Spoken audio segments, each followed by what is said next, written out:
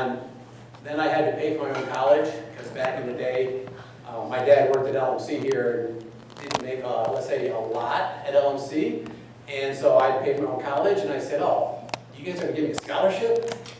All right, that sounds great, you know, pay for my college. Well, they got all of their money's worth out of me. So at the end of the day, it was a great thing to do, but I didn't expect that was the path I was going to take growing up. So it's kind of weird. I actually thought I was going to be a fighter pilot. And then I found out you had to be an aviation engineer, you had to be really, really smart to be a fighter pilot. And I was neither of those. So then I joined the Army. So then the next picture, so on the left is my dad, Don, and then in the middle is fifth generation, Kevin, and then me on the right. I guess that's the right. On the right, left side of the picture, the right side standing. So, you know, we always kind of, you know, when you took this picture, we took this picture when Kevin got, he got second lieutenant, so he got commissioned at Western, and he didn't really think much of it at the time, but now this picture means a lot because my dad is gone. And Kevin is now out of he spent 10 years in the Army as a Black Hawk pilot and flying for the 160th Special Operations Aviation Regiment, and then myself on the right. So in the middle, I grabbed my dad's cavalry hat last Veterans Day, and my grandchildren had me in for their Veterans Day at Stewart. Pretty sure the one on my right, picture left, Stevie, we're pretty sure he's going to be sixth generation Army because that's all he talks about. He actually talks about Marines, but we'll see which way he goes. And then another picture of my dad, Kevin, and I. So Colonel, Captain, Lieutenant, the Lieutenant CW, a little bit interesting. I can tell you, we kept a secret from my dad because my dad was every time he saw Kevin, Kevin, when are you going to make captain? Kevin, when are you going to make captain? Kevin, why aren't you a captain yet? Kevin. And Kevin would never tell him that he had to resign his commission in order to go to the 160th and fly Blackhawks with the Special Operations Aviation Regiment. So he resigned his commission and took a chief warrant position. And my dad, we actually think it would have put my dad over the top. Oh, hey guys. And then look what we're talking about. Talking about family. You're just in time. That's it. So, yeah, so we never actually told him because I think it would have put him into cardiac arrest if we had told him. So he did pass away thinking Kevin never made captain because he wasn't good enough. He was still a lieutenant. Wasn't exactly the truth. But anyway, very proud of my dad, my son, and then I'm pretty sure Stevie will find his way there. For those, again, speaking of my dad, I know some of you saw this. We played this at the Veterans Memorial last November. So I apologize if it's a duplicate, but being the founding, one of the founding members of Lest We Forget, I would love to be able to share this video again. A lot of you haven't seen it. It is a couple minutes long, and so actually it's about 5 minutes long, but if you don't mind, I would love to share this video of the founder of Lest We Forget, and the reason we're here today.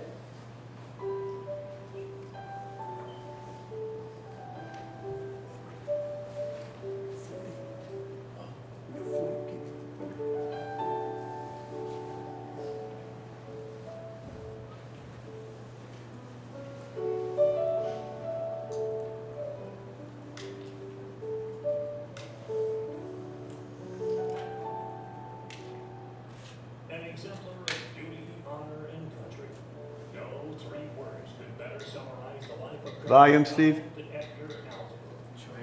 From his family and community to his fellow veterans and country, Don cared deeply. His lifelong commitment and passion have shown us that any man can make a meaningful life for himself and those around him, no matter where he comes from. Born May 20th, 1940 in Detroit, Michigan to Oscar and Alice Alsbro, Don's childhood was not always easy. The sudden death of his father at age 8 changed his life, and becoming the man of the house at such an early age instilled many character traits we know of Don today, including his dedication to family and strong work ethic. After graduating from Plymouth High School in 1958, he attended Western Michigan University and joined the Army ROTC. He met Sharon, his lifelong love, on a blind date in 1963. They got married later that year and spent the next 60 years of their life creating a wonderful family together. But it was not always easy. Together they raised 3 amazing children, Lynn, Steve, and Alan, even while moving around 10 times and living in vastly different places such as Germany, Indiana, Texas, Florida, and Illinois. They eventually settled down in Southwest Michigan, where Don accepted the athletic director and physical ed teacher role at Lake Michigan College. Here, he joined the Army Reserves and decided to build a 55-acre farm raising Morgans. Don was tough, ambitious, and a man of big ideas. Above all, he was a family man who worked tirelessly to provide a meaningful life for his family, full of experiences, travel, and education. He was always looking for a bag of M&Ms or an ear to talk to, especially if it was about the military, horses, sports, or how someone could be doing something better. He was happiest teaching his children or grandchildren a sport or proudly watching them play it. He could be found cheering at horse competitions in the summer or swimming and playing tennis at South Shore. He loved traveling, relaxing on the lake, barbecues with his family, his pet dogs and cats, reading the newspaper, and getting his grandchildren to help with yard work. Don is survived by a large and wonderful family of his wife Sharon, 3 children, 8 grandchildren, and 5 great-grandchildren, all who love and miss him dearly.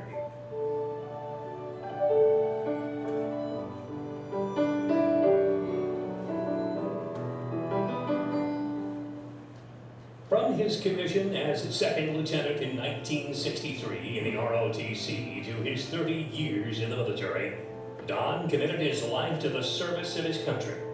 He reached the rank of colonel and completed 2 deployments to Vietnam.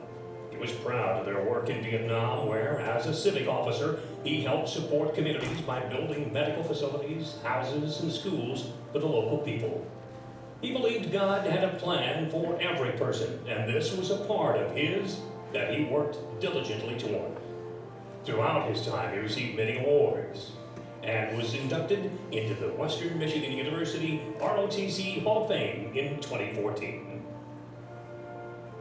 The end of Don's military service, however, was not the end of his commitment to his community and country. After his effort to educate youth about the wars aired on NBC News in 1998, Don dedicated his life to the creation of Lest We Forget, a National Veterans Association focused on awareness and education. His love for horses led to the establishment of the Michiana Morgan Horse Farm, Future Promises 4-H Club, and Western Michigan Equestrian Program. During his tenure as athletic director at Lake Michigan College, he wrote 4 books on health and fitness, developed a wellness program called Dump Your Plump, and created the LMC Wellness Center curriculum with a focus on health and fitness, helping countless people on their health journeys.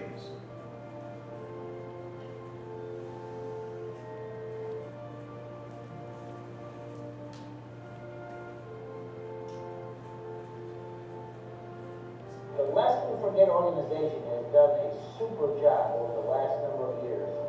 It is important as a nation for us to remember what has happened before, and that history is so important. Forget, have a motto, to brighten the future, we must illuminate the past. And we're not trying to glorify war. What we're trying to do is glorify patriotism, heritage, and if we don't preserve our nation's heritage, we're looking at serious problems down the road.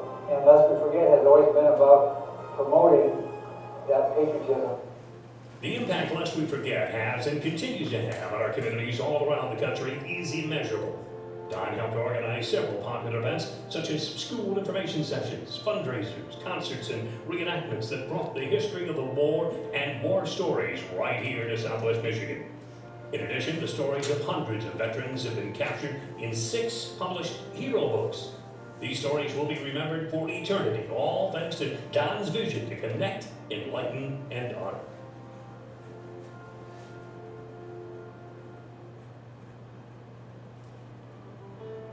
Through it all, Colonel Donald E. Alsbro will be remembered as a man of integrity and many stories. His sacrifices, lifelong commitments, patriotism, and impact on others are clear to see. To the community, he is remembered as a veteran and a driven, passionate, and committed organizational leader. To his family, he's remembered as a role model and a strong, fearless, and caring guardian. To all, he is remembered as a champion of duty, a beacon of honor, and hope for the country we all love.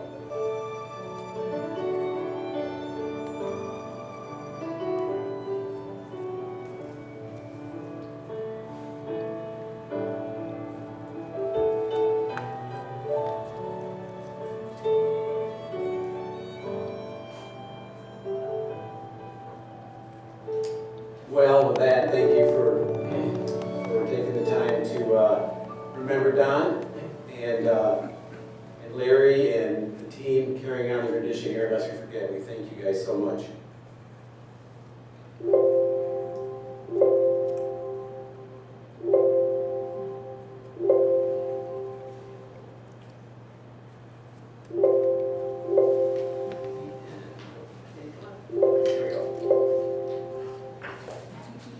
Okay, now the beginning. So that's a little bit on the background of how I got here and how we're all here. And now that going back 35 years ago, the 542nd Transportation Company, assuming the command of that company, and then activation orders as we deploy. So you can't read it, but on the left is a copy of our activation orders. So we were, as you'll see here, if you don't remember the exact dates, in August of 1990, we used to call them Saddam Hussein invaded Kuwait. Most of us, including myself, didn't think much of it, like, okay, you know, and then soon, and I had taken over command of the unit in July, so 1 month before the invasion. And when I took over command of the unit, basically, and here's a picture of the unit. When I took over the command of the unit, I happened to be the only officer in the unit. So I guess I was the only or the best choice for command. I guess I'm not sure. But since I was the only officer, I got it. And I was very fortunate to get it and very happy about it. And so I was just a very fresh first lieutenant at the time, taking over the command of this transportation company. I had been in the company for 2 years. Had a great rapport with the 3rd Platoon, which was my platoon, great rapport with my 3rd Platoon Sergeant, and taking over the command was a very exciting. Had no idea what it had in store for me. And so what I had in store for us, was, as it says, we got activated. The Kingsbury unit got activated. We started hearing rumors September, like, hey, reserve units are gonna get called up. Like, yeah, sure. And then October, no, you guys are probably gonna get called up. Why? Okay, sure. Well, sure enough, in November we got called up. And so, what was interesting for me is I happened to be working here locally at a company called Zenith Data Systems. Do you guys remember that? And Zenith Data Systems had just lost a big desktop contract. Layoffs were pretty imminent. I had a new baby. I had another one coming. And I just took a new job in Detroit. Literally, the day I was supposed to start the day I started my new job, the next day, I got called and said, hey, you guys are getting your orders tomorrow. I was like, oh, okay, great. This new company, happened to be Mazda, as it was a company, Mazda Motors. They're gonna be pretty excited that I just started yesterday, and then the second day I'm telling them I'm getting activated. They were amazing support, and I only knew the people for literally 2 days that I was there, and they were sending me care packages and never once made me feel like my job was in jeopardy. It was very, very supportive the entire time that I was overseas and we were deployed. So very blessed to have that experience, because not everybody has that experience. Reservists who get activated. So we got activated. First steps to Saudi Arabia, as you see us there. If you're not familiar with an NBC, I'll mask, but first steps we started doing was started practicing our NBC, our nuclear, biological, and chemical warfare tactics. We had no doubt, to be honest with you, we had no doubt that we were likely to experience some sort of NBC event. Not so much nuclear, but biological or chemical. We felt highly likely something would happen. And so all the years of NBC training that we kind of just checked the box on, and now became very real and a very important training. And so immediately started focusing our efforts on training for that type of warfare to take place. And again, that unit, as you see this, I got a pointer here, you know, this good-looking guy here happens to be me. You can't recognize me probably. And my staff. So my executive officer, my first sergeant, and then my 2 platoon leaders, and then my operations clerk who was, you remember Radar in MASH? He was my radar. That guy, rock, he kept everything running. Loved him. So as we get into, as I said, I'm hoping to keep this a little bit educational and entertaining. And so the first video here, we do talk a little bit about just kind of when the things kicked off and, you know, kind of the activities that kicked off the war.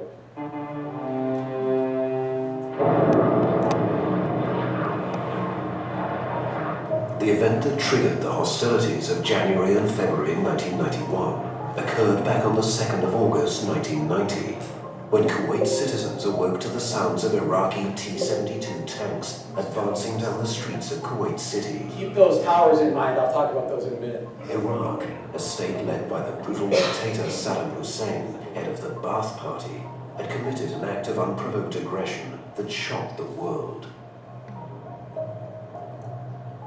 Within a few hours that morning, Iraqi forces had occupied all of Kuwait, the tiny emirate of the Al-Salah dynasty. Saddam Hussein said, "Kuwait has been returned to the fold of her motherland, Iraq." By conquering Kuwait, Saddam sent a powerful message to discontented Arabs to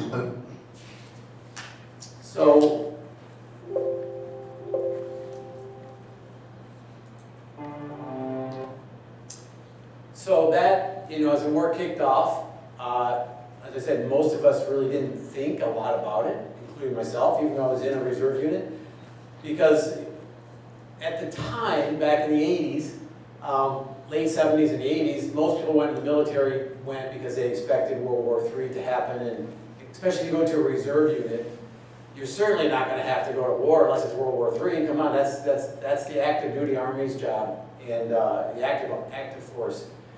And what most of us didn't realize, including myself, is as the military had downsized over the years and riffed a lot of different units and people and activities, they moved the majority of the logistics or just support services to the reserves. So combat, active duty, combat, and combat support mostly were active duty, but the combat service support, such as logistics, had almost all been moved to reserve units. And that meant when it came time to need logistic support, reserve units is the only place they could go to. They no longer really existed in mass in the active Army.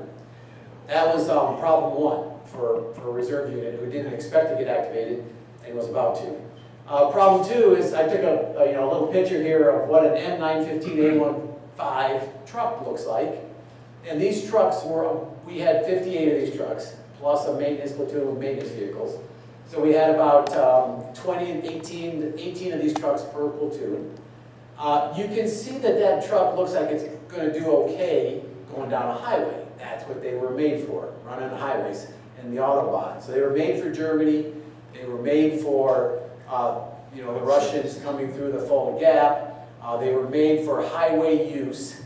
They were not made for tactical desert environment.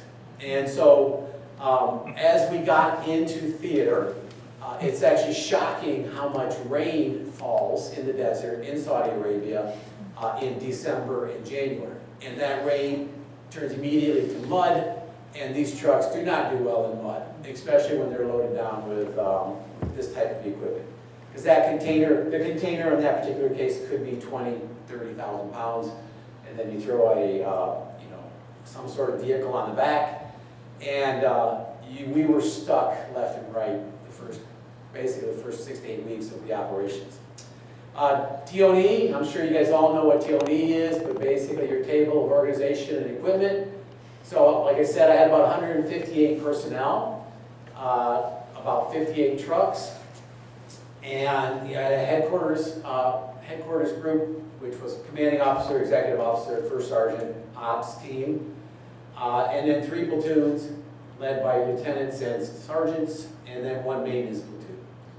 So that was the picture that you saw at the beginning. That was all 158 of the people that went over.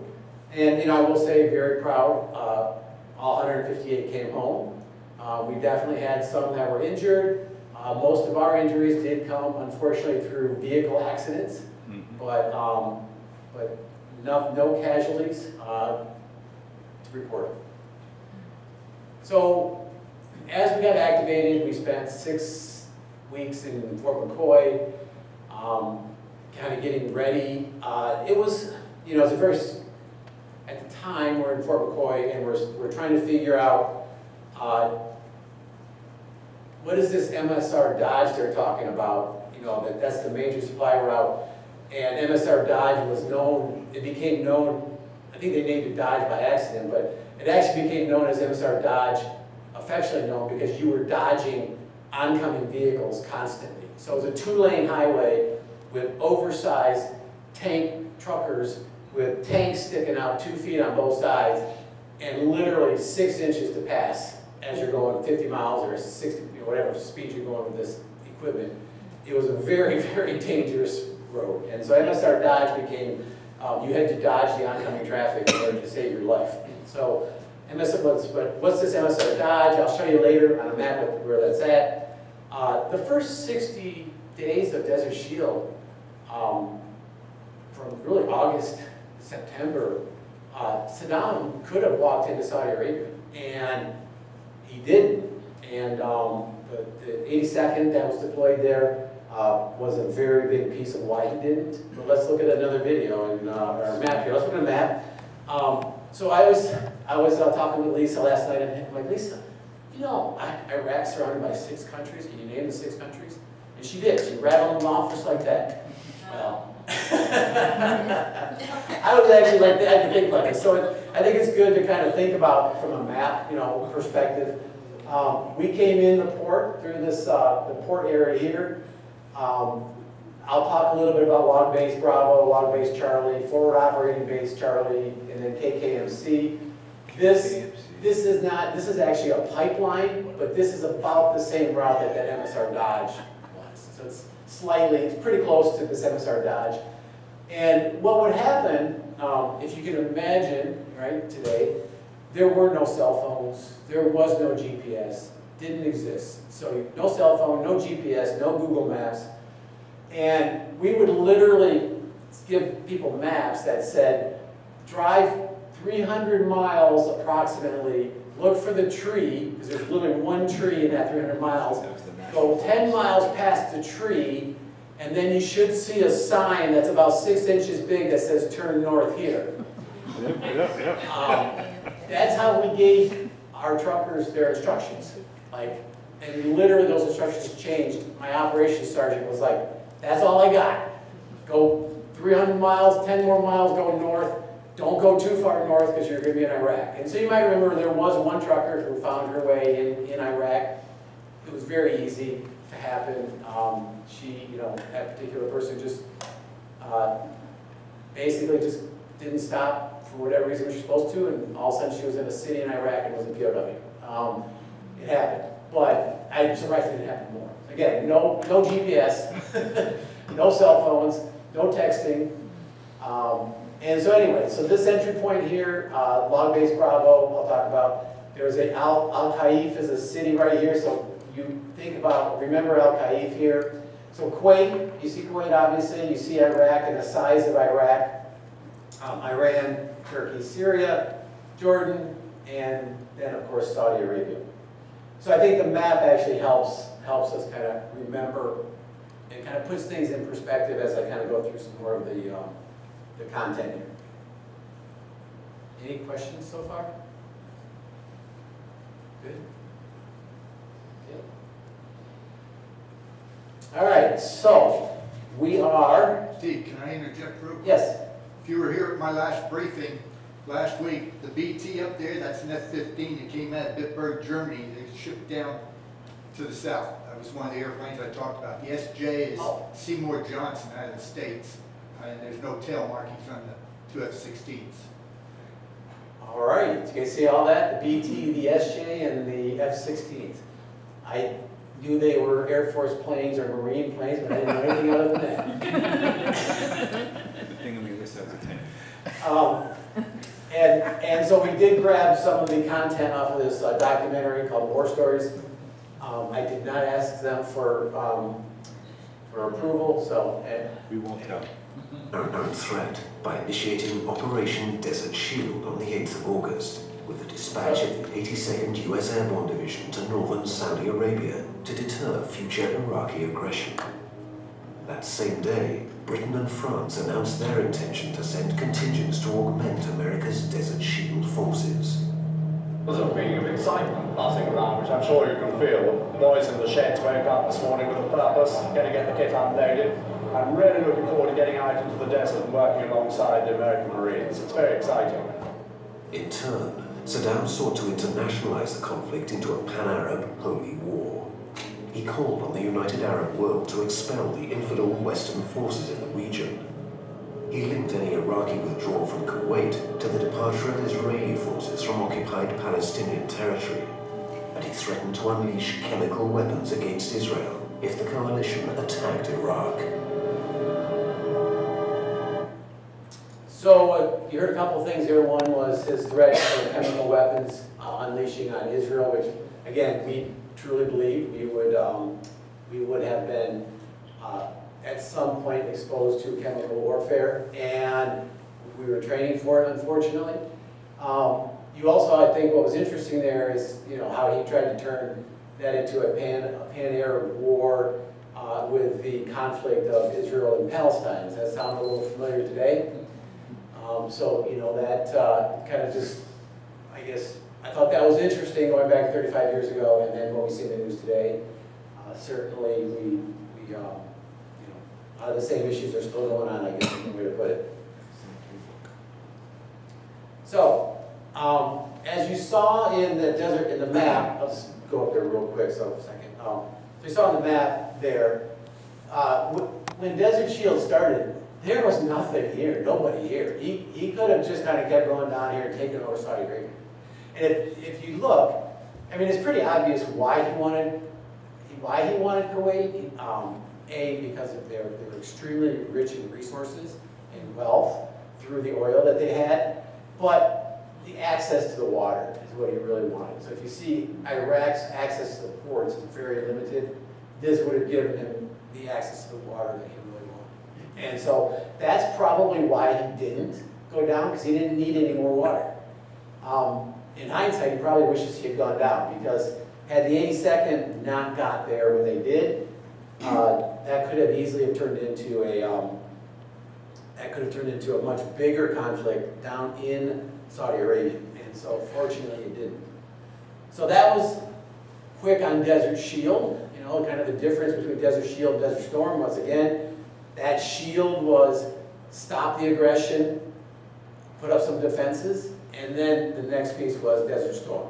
And so Desert Storm was now kick Saddam and Iraq out of Kuwait.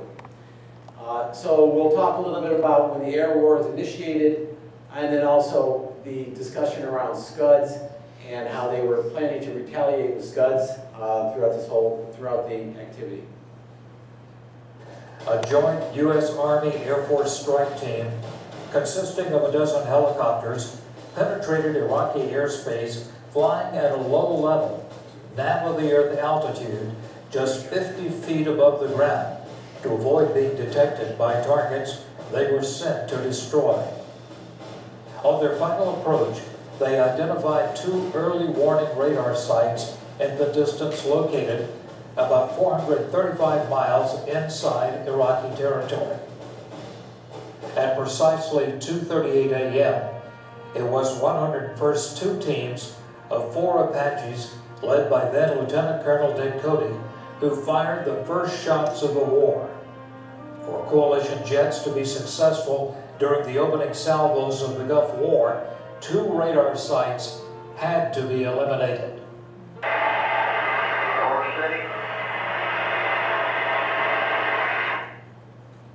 So as you watch that there, so I think the thing that resonated with me on that, for that particular video, is really kind of 3 different things. One is, we were ready for the air war to start because we were afraid it was going to get dragged into a, let's just talk about Ukraine and Russia. It was going to get dragged into this drawn out, it's never going to start because there's some sort of potential ceasefire or some sort of potential withdrawal that he'll agree to, or, we just thought it could get dragged out. And it could have got, if it had gone on and dragged out, that's just more time that we're sitting on the ground chomping at the bit to get home. Because our goal was to get the mission done and get home. And so we were actually glad the air war started. I mean, we were very, very happy about it. Actually, let's get on with it. And the second piece is, throughout the first couple of weeks of the air war, we sat, and we were out in the desert at this point now, and as we say, aimlessly in the desert where the scuds were falling. But we sat out in the desert, and we would sit, my XO and I would sit, and we would just watch sortie after sortie after sortie going into Iraq, and then the returning ones coming home, and we're just like, man, it's good to own the sky. It's so good to own the sky. And so as you saw, the Apaches played a role in taking out the radars so that the bombers could then go in and do their job. We actually, when we were in, I know it wasn't that particular Apache, but we had Apache helicopter guys who would come and land and stay kind of in our log bases. And if you can believe this, they'd actually show us, they bring VHS back, of all things.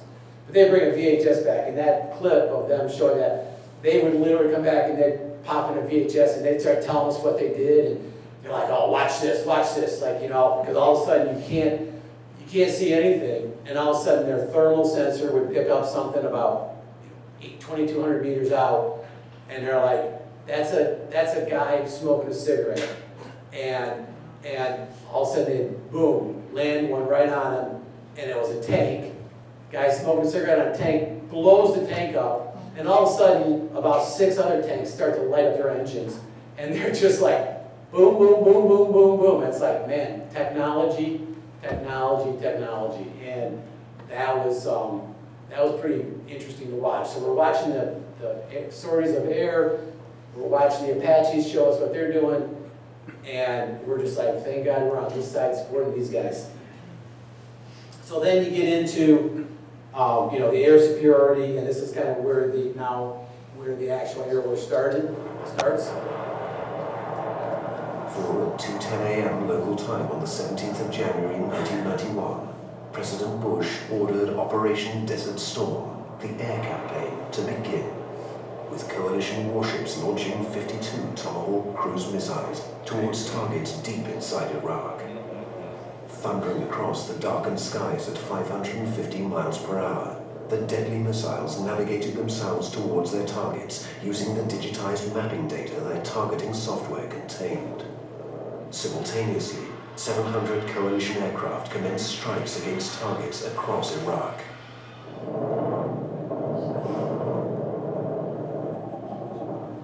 In Baghdad, camera-laden Western journalists endeavored to capture the startling sights and sounds of those first hours of the war. Darkness gradually extended through Baghdad as its electricity generation for So the air war started, and if you remember, the air war lasted for about 4 weeks. It was January 20th to about February 20th before the actual ground war started. And so, so we'll get into kind of, again, what happened. So during this time period, that building up to the air war, we started out in the port. So that the entry port that I talked about, we were there for a couple days. We literally, the equipment, the chaos of the equipment being delivered was extraordinary. ships were landing every day, dropping off 3, 5, 7,000 containers. Nobody knew where your equipment was. And it got to a point where everybody was kind of like, once our trucks got there, and we found our trucks, because we did find our trucks, but once the trucks got there, people were they just started opening containers, and they're like, okay, this is kind of equipment, who needs it? And they started dispersing the equipment. If you know anything about the military policies around, basically, like if you lose a boot, you got to write a report why you lost a boot. Now all of a sudden you've got containers of equipment that are being dispersed like candy. And so it was not following military protocol, but it was in essence what needed to be done at the time, and everybody did it. And so it was needed to be done, and it happened. And fortunately, nobody got that I know of anyway. Nobody got held accountable for $1 million of equipment that disappeared because 5 units split it up and went. And so you refer to it as cannibalizing the equipment, or the resources you have. And so we moved, in those first couple of days we were at the port trying to get our trucks, trying to get things going. We still didn't know where we were going to go, what we were going to do exactly. And so they moved us to a place called Kobar Towers. And at the time, we all were like, man, we hit the jackpot. Kobar Towers has air conditioning and heating and hot water, and we didn't have beds, but we had cots. And so we were like, hey, this is pretty cool. And as soon as the year war started, we were spending our entire time at Kobar Towers running for shelter and not having shelter because we're on the 3rd, 4th, 10th floor. So you don't really have shelter. And then every time that the sirens went off for incoming missiles, we expected them to have chemical weapons. And so we spent most of our time in full MOP 4. MOP 4 is basically full protective gear from chemical and biological weapons. And so we spent most of our time waking up in the middle of the night, getting in that, and then the strike didn't happen, or if it did happen, it wasn't, it was done. And so we kind of were doing that for days. And it didn't take us too long to realize that we are sitting in the biggest target of Saudi Arabia by sitting in Kobar Towers with 100,000 other troops, or 50,000, I don't know exactly how many were there, but a lot. And so when they told us, you guys are moving out to the desert, we were so happy. We were never so happy to leave the creature comforts of Kobar Towers. And then, unfortunately, Kobar Towers became famous in 1996, so years after we left. And so I actually put this up here just as a reminder. Kobar Towers was targeted by terrorists in 1996, and I didn't check the number of service members who were killed, but quite a few service members were killed at this attack. As you start thinking about 9/11, there was multiple attacks that took place over the years building up to 9/11. This being one of those that took place in that network of terrorists that's built up to the 9/11 terrorist attack on the U.S. And so Kobar Towers it was clear to us it was going to be a target if it wasn't already, and so we were glad to get out of there. And so we moved to a place, and I showed it on the map, called Log Base Bravo, which was a desert location quite close to the front of, much closer. Again, when we were trained as logisticians and logistics experts, we were trained on how do we run trucks on the Autobahn, how do we run trucks on the highway, how do we, there's a term called a REMF, you guys know what REMF means? But basically it stands for rear echelon, and then the MF, you can come up with those terms on your own. We thought we were supposed to be rear echelon. We did not think front line. That was not our mission up to this point. And so it was a little scary because it's like, well, that's not what we've trained for, and I don't know that my troops are really ready for that, but let's go. And so as we look at, you'll see that I pointed out that city, Al-Khalid, earlier, as you pointed out the city. when we see that on a video, I'll let you come back to that and talk a little bit. And then we started planning for this Hail Mary end around. So if you remember anything about Desert Storm, you might remember the discussion around how troops were moved under, I'll call it undercover. And it's undercover because we took out, and we, thank you Air Force, we took out all of the eyes of Saddam's Army, Navy, Air Force. He didn't have a Navy, but basically we took out all of his eyes when we wiped out his communications. All of his communications were wiped out. So it turns out he had no idea that we were about to move 200,000 troops about 300 miles, including all of their equipment, in the biggest logistical move ever. And so that's kind of, now we start getting to, during the air war, we were on the move. We were never sitting still, and when I say we, I'm talking about the real people in my unit, the truckers. Me and my staff, we were sitting still, kind of making sure everybody was getting fed and everybody was safe and everybody had the right mission. And I jump on a mission once in a while, but basically, we spent our time at Log Base Bravo near the front. Saddam fired Al Hussein's Scud missiles into Israel and Saudi Arabia. A modified Iraqi version of the relatively inaccurate Soviet Scud-B short-range ballistic missile, the Al Hussein could deliver a 550-pound warhead onto a town-sized target up to an impressive range of 400 miles away.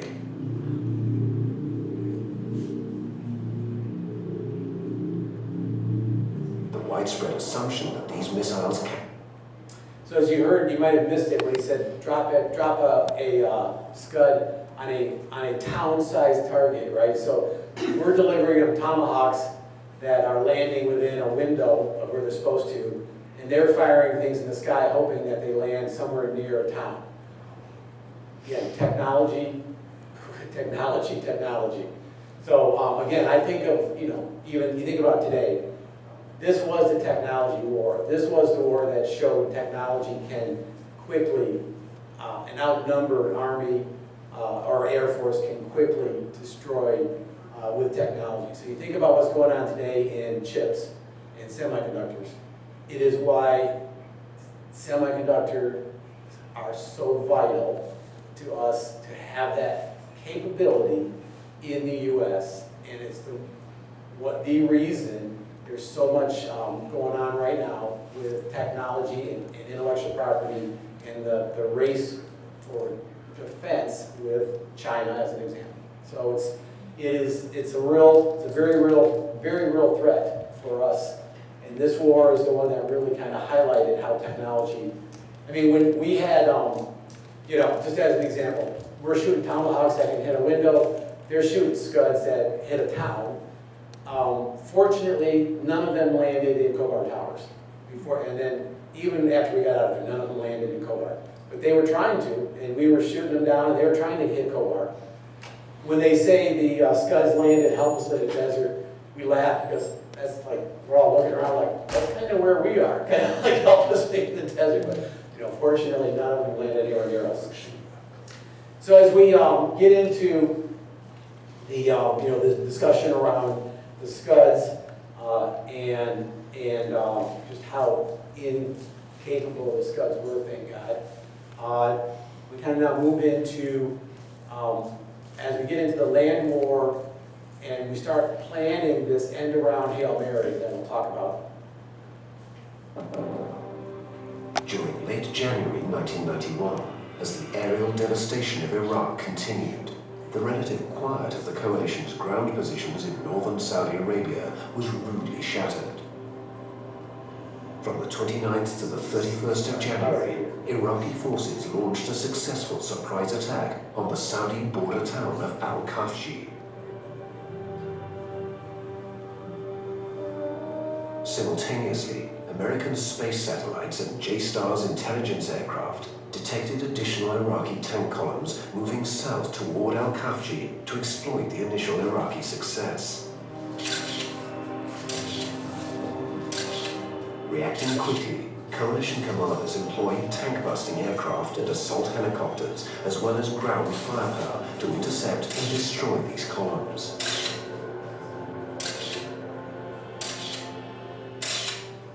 down east. So, as you may recall, Log Base Bravo, that's the location we moved to.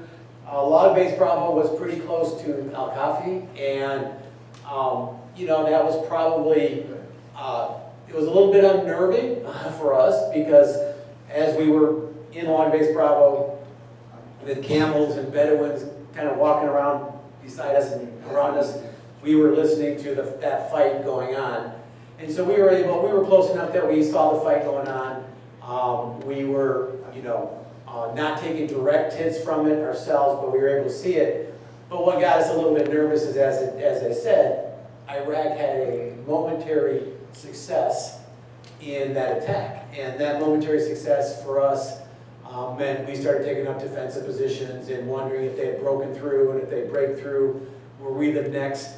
And I say we, it's not just my company, it's our battalion, and then we're supported by, you know, a larger brigade and subcon, but basically we were the next line of defense if they broke through and wanted to keep going.